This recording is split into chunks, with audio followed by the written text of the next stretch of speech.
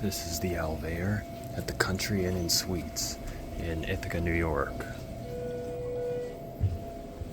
Let's go up to 2.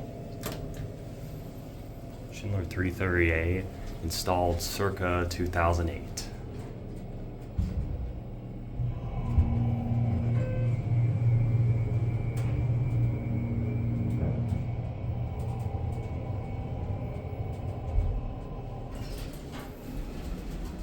Here we are at 2.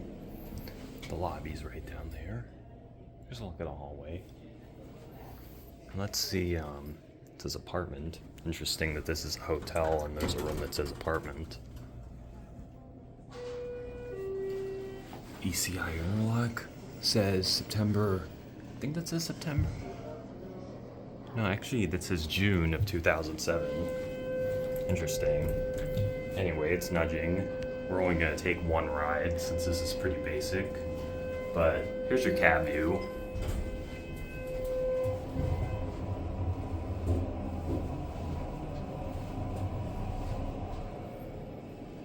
So again, there's your certificate. Runs at 150 feet per minute. And that'll be it.